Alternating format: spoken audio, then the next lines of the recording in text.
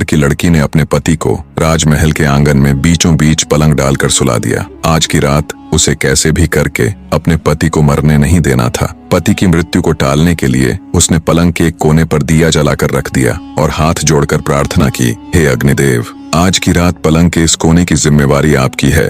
अगर मेरी पतिव्रता सच्ची है तो मेरे पति की रक्षा करना।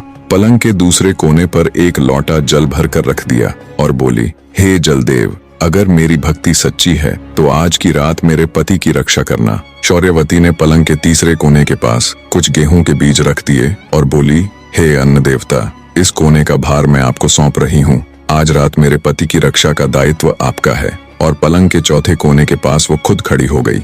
जब नाग उसके पति को मारने में असफल हो गया तो अब की बार धर्मराज ने राजा के लड़के के प्राण हरने के लिए खुद बेमाता को भेजा। कहानी को बीच में रोककर आपको बताता चलूं कि बेमाता भी धर्मराज की एक खास इकाई है। जैसे यमराज और यम के दूत होते हैं, कहते हैं बेमाता का लिखा हुआ कोई भी नहीं टाल सकता। बेमाता जब राजा के लड़के के प्राण लेने आई तो उसे पलंग के पहले कोने पर अग्निदेव का पहरा मिला। बेमाता को देख अग्निदेव बोले, अगर तुम मेरे ऊपर से जाकर राजा के लड़के के प्राण हरोगी तो मेरा तो कोई आदर मान ही नहीं रहेगा। मैं ही हूँ जो जीने से लेकर मृत्यु तक हर व्यक्ति को पवित्र करता हूँ। अगर तुम मेरा निरादर करके उसके प्राण लोगी तो मेरा तो अस्तित्व ही खत्म हो जाएगा। फिर बेमाता पलंग के दूसरे कोने के पास जाती है तो वहाँ उसे जल देवता मिलते हैं। वो भी वही बात कहते हैं, अगर तुम मेरा निरादर करके राजा के लड़के के प्राण हरोगी तो कौन मुझे देवता मानेगा, मेरा तो अस्तित्व ही मिट जाएगा।